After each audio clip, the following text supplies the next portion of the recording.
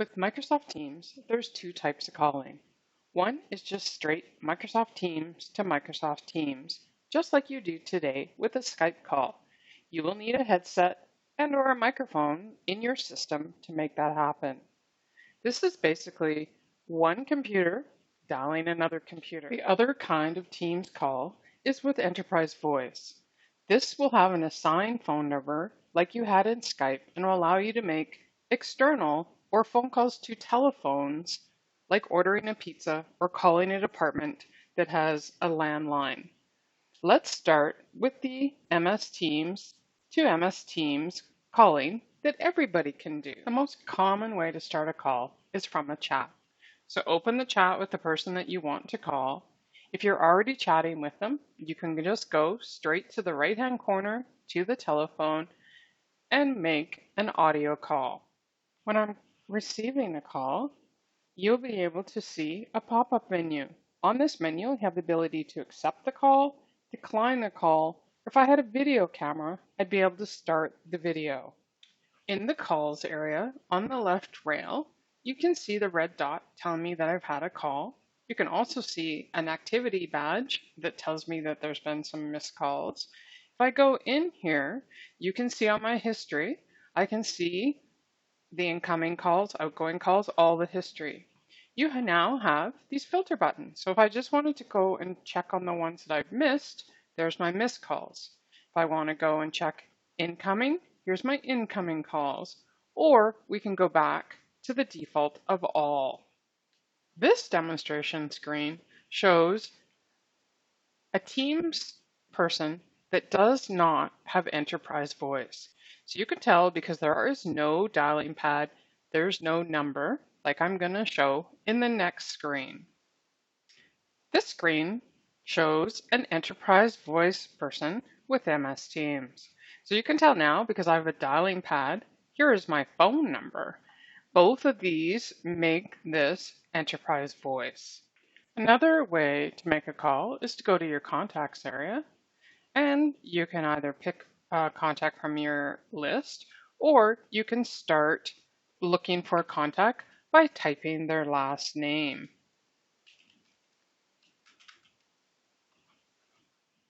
Now let's go make another call, and we're going to put it on hold and transfer it.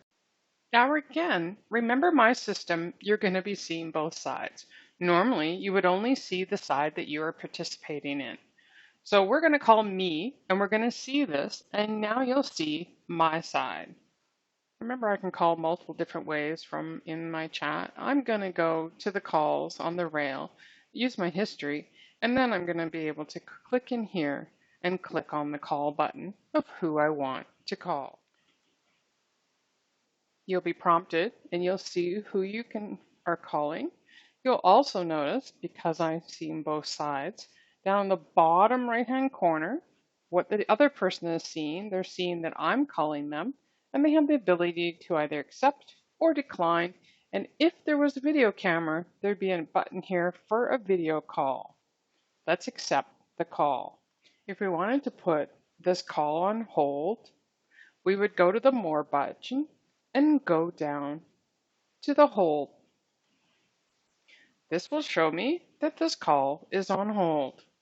If I want to resume the call, I click the Resume button. If you want, you can transfer the call to another person. Using your More button, you can go Transfer and put the name in, or you can go Consult and Transfer, which basically puts the phone call on hold.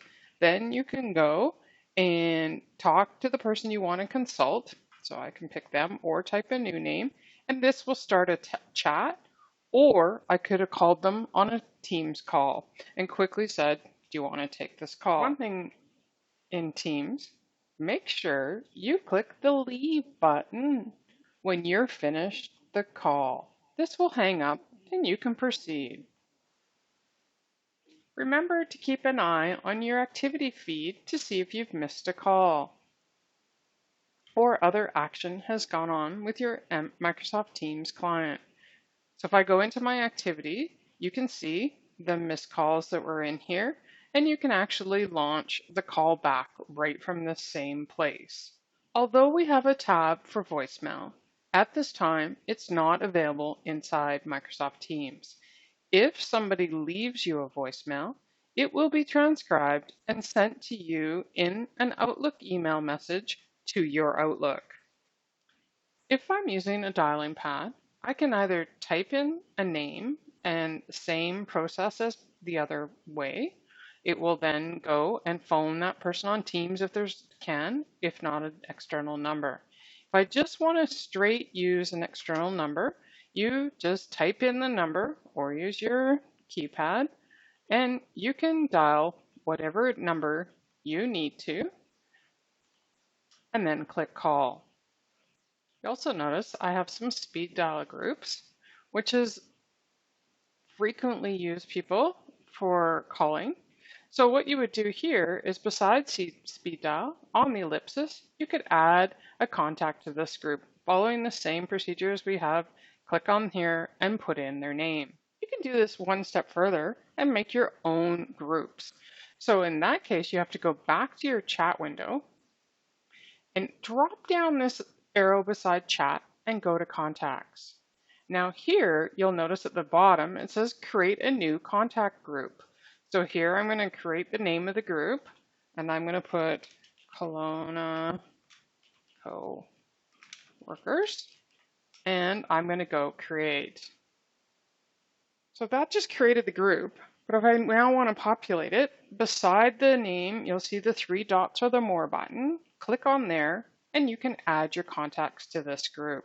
So inside here, I start searching, and as soon as I get enough information, I can click and then click add. And now the group starts to populate.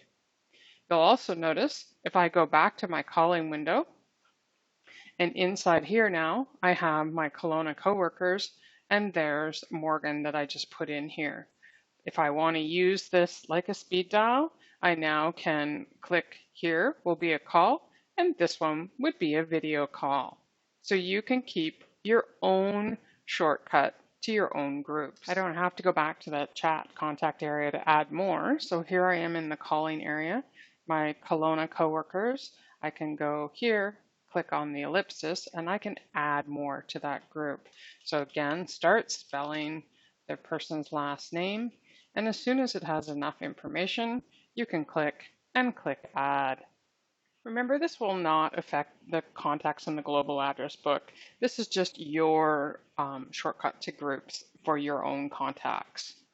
The same if you want to maintain these, we have to go back to the chat area, drop this back down in the contact area if it's not already. And here we go as our different groups. And if you want, you can drop this down and rename this group, or you can delete this group. And again, it will not affect the contacts that are available in the global address book. Remember, these features are only for people that have an enterprise voice license. And the way I can tell that again is when I go back to my call area, I have a dialing pad and I have the ability to call out. Now, if I want to add contacts to my distribution list that aren't Interior Health contacts, I'm going to go to the same calling rail and go to contacts. And now I'm going to go add contact.